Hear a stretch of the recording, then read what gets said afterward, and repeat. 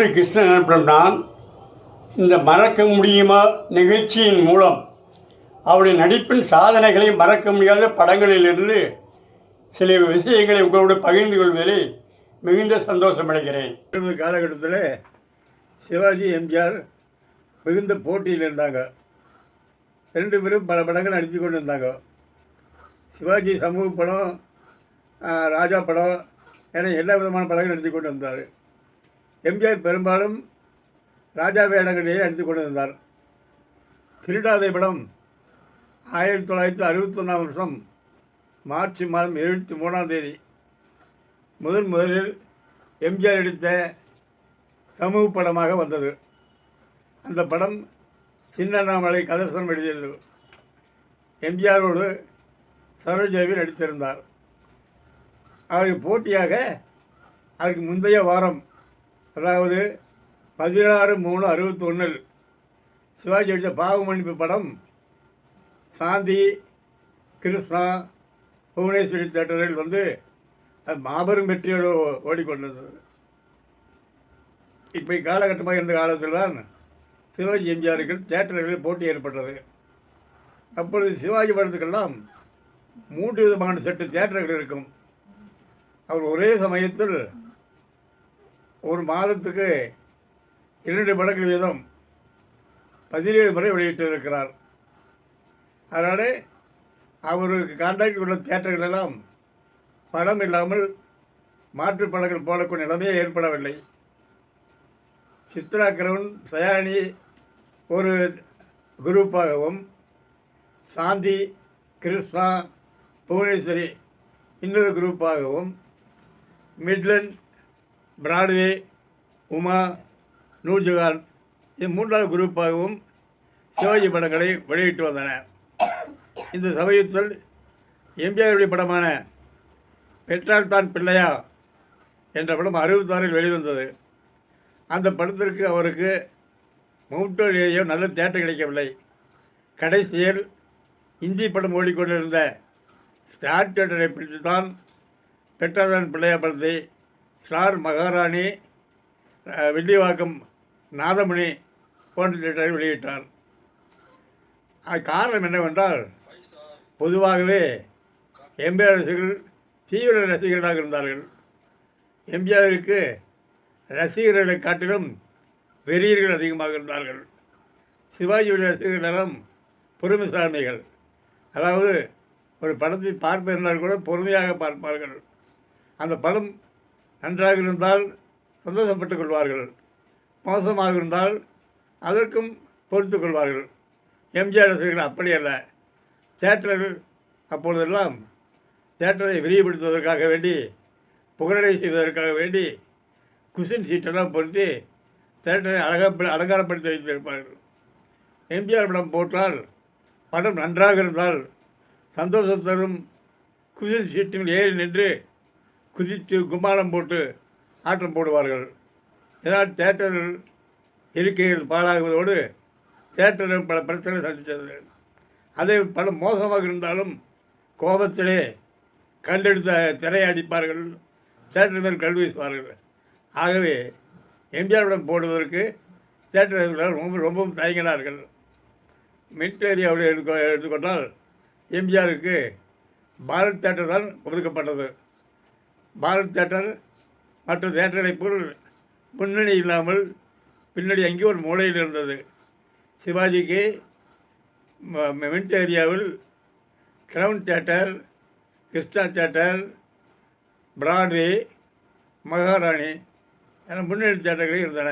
இந்த சமயத்தில் எம்ஜிஆர் சிவாஜியை வைத்து படம் எடுத்து வந்த ஏபி நாகராஜன், பிஆர் பந்துரு போன்றவரை தன் பக்கம் இழுப்பதற்காக பல விதமான முயற்சிகளை செய்தார்.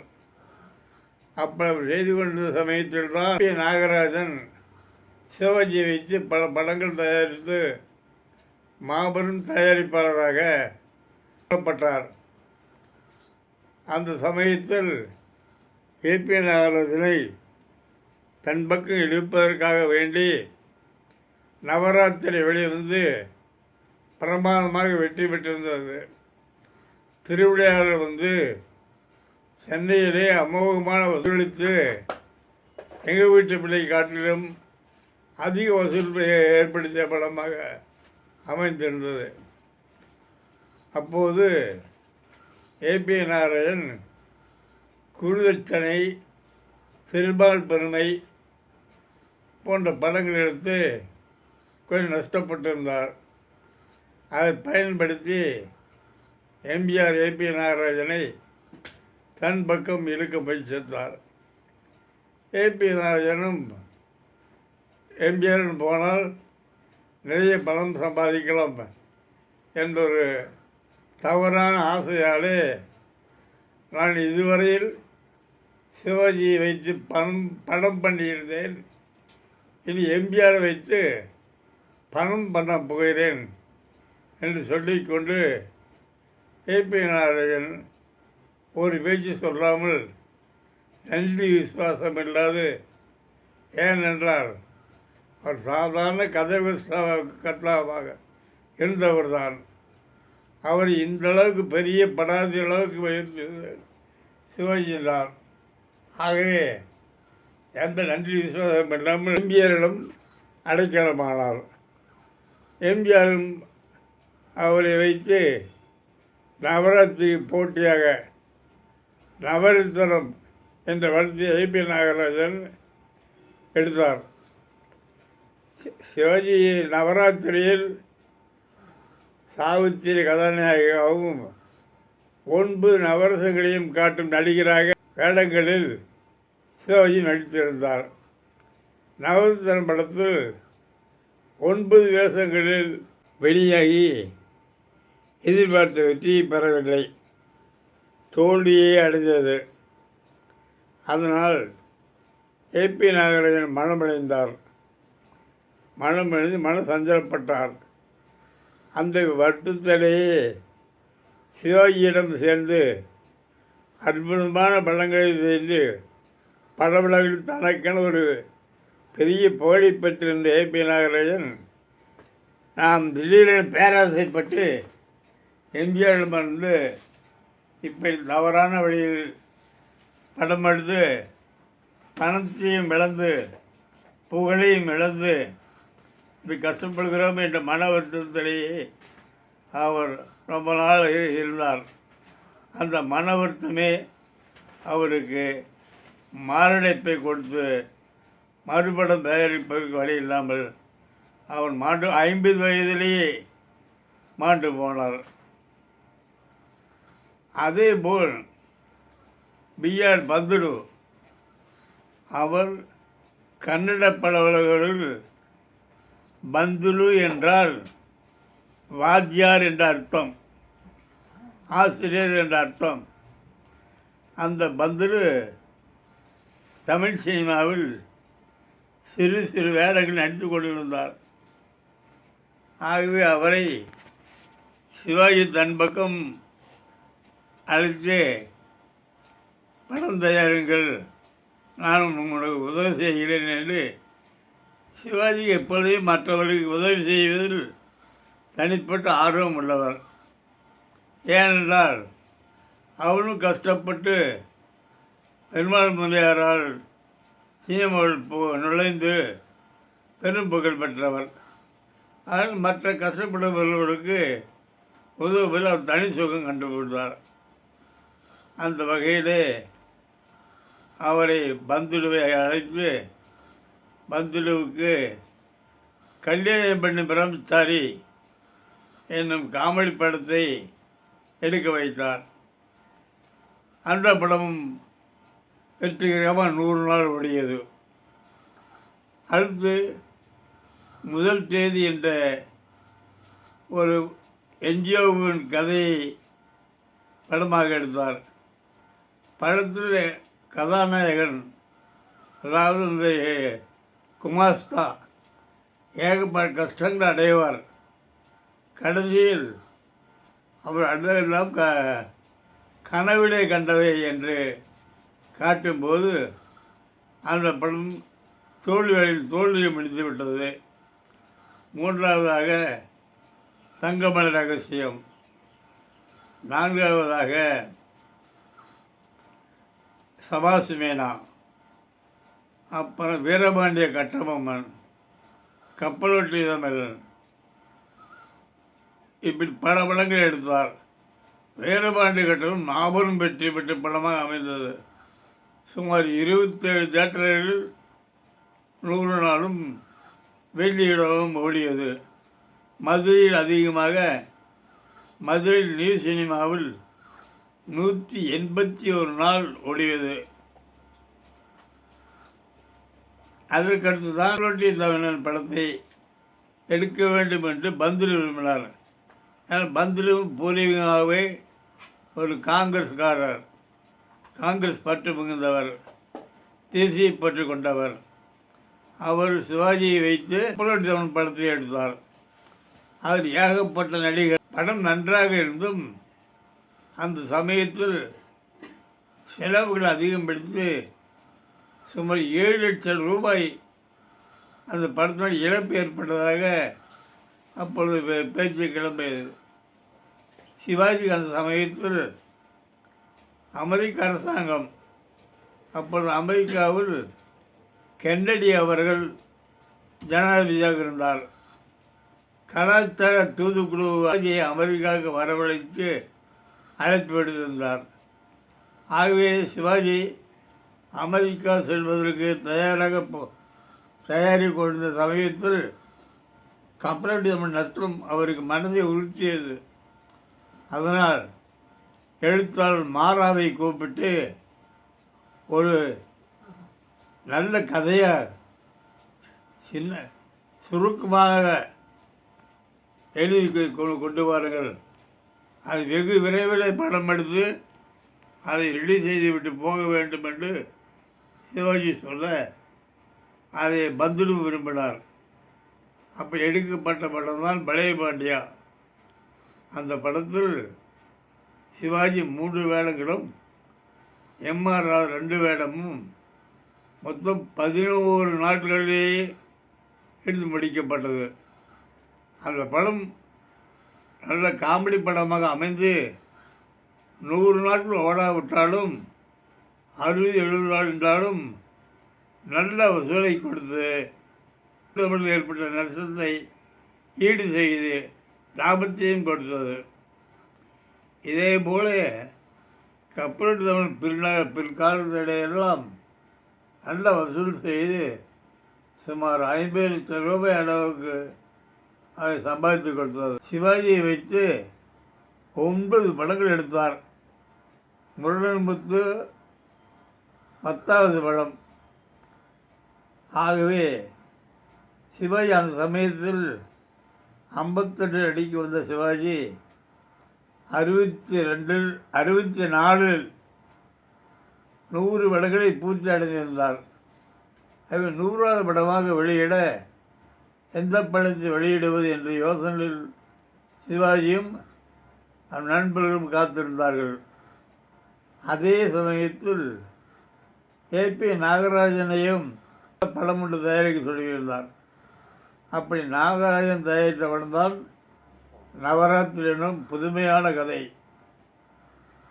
ஆகவே இப்பொழுது 99ஆக எந்த படத்தை வைத்துக் கொள்வது, 100வது படமாக எதை வெளியிடுவது என்று பிரச்சனை ஏற்பட்டது.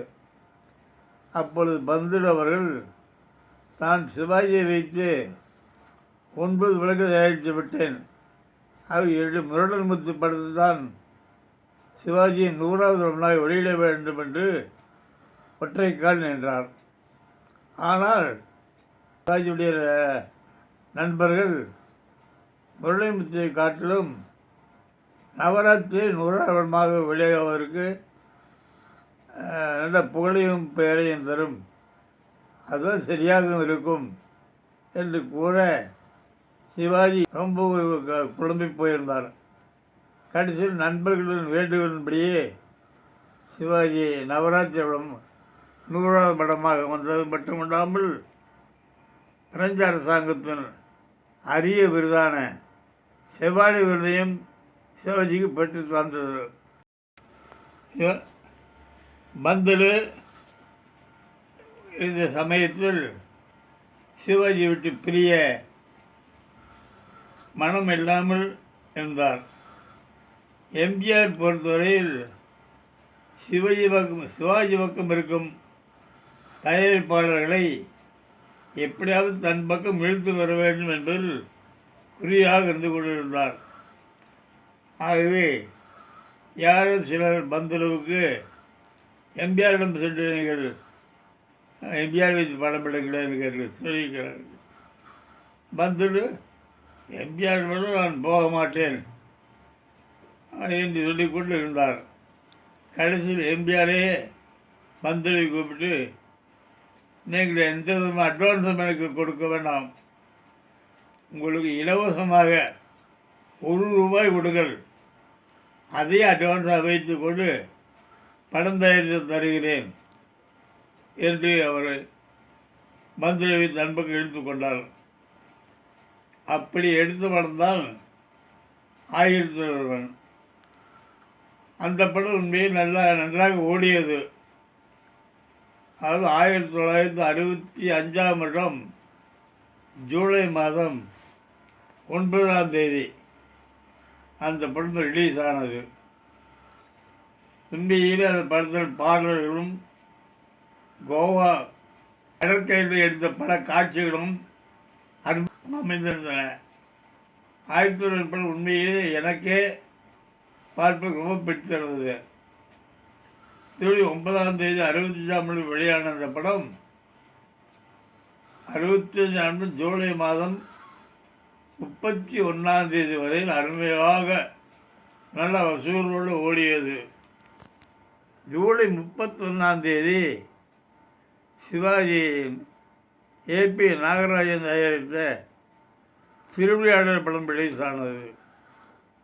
அந்த படம் 2 நாளிலேயே அந்த படத்தினுடைய காட்சி அமைப்புகளும் பாடல்களும் சிவாஜியின் நடிப்பும் கதையமைப்பும் மிக பிரமாதமாக அமைந்துவிட அது ரொம்ப அமோகமான வெற்றியோடு ஓடியது. அந்த ஓட்டத்திலே 1001 படம் அடங்கிவிட்டது, வேகம் அடங்கிவிட்டது. 1001 கஷ்டப்பட்டு 6 தியேட்டர்களில் 100 நாள் ஓடியது. ஆனால் சிவாஜியினுடைய திருவிளையாடல் படம் 13 தியேட்டர்களில் 100 நாள் ஓடியது. சிவாஜியை வைத்து எம்ஜிஆரை வைத்து 1001 படத்துக்கு அடுத்து ரகசிய போலீஸ், தேடி வந்த மாப்பிள்ளை, நாடோடி 4 படங்கள் எடுத்தார். கடைசியில் 76இல் மதுரை மேடு சுந்தரபாண்டியன் என்ற படம் அதான் எம்ஜிஆர் எடுத்த கடைசி படம். அதற்கு பின்னால் அவர் முதலமைச்சர் ஆகிவிட்டார். அந்த படம் எடுத்துக்கொண்டிருந்து அதை மட்டும் முடித்து தருவதாக சொல்லி அதுக்கு ட்ரெஸ் எடுப்பதற்காக பிஆர் பந்துலுவும் எம்பி ராஜம்மாவும் பெங்களூர் சென்றார்கள். பெங்களூர் சென்ற இடத்தில் அவருக்கு சிவாஜியை வைத்து 54 to 64 10 படம் சுலபமாக எடுத்துவிட்டேன், நல்ல பேரு புகழும் கிடைத்ததை அவர் வீட்டில் எடுத்த கட்டபொம்மன் படம் ஆசிய ஆப்பிரிக்கா பட விழாவிலே சிறந்த நடிகருக்கு சிறந்த படம், சிறந்த இசையமைப்பாளர் என 3 பெரிய புகழான பட்டங்களை கொடுத்தது. அதோடு நல்ல பெரிய படாபி என்ற பெயரையும் ஏற்படுத்தி கொடுத்தது. ஜெய்ப்பூர் படம் எடுத்த முதலாளி என்ற பெயரையும் எடுத்து கொடுத்தது. எல்லாம் இருந்து கடைசியில் எம்ஜிஆரிடம் வந்து 4-5 விழாக்களுக்கு எடுப்பதற்குள்ளேயே நசிந்து போய்விட்டதே என மன வருத்தத்தில் அவர் பெங்களூரில் இருந்தபோது யார் மன வருத்தம் அதிகப்பட்டாலும் அவருக்கு மாரடைப்பு நிச்சயம். அந்த வகையில் பெங்களூரிலே மாரடைப்பால் அவன் மாண்டு போய்விட்டார். இவ்வளவு நேரம் நான் சிவஜித் பற்றி கூறிய கருத்துக்களை பொறுமையாக செவிப்படுத்த உங்கள் அனைவருக்கும் என் மனமார்ந்த நன்றியை தெரிவித்துக் கொள்கிறேன்.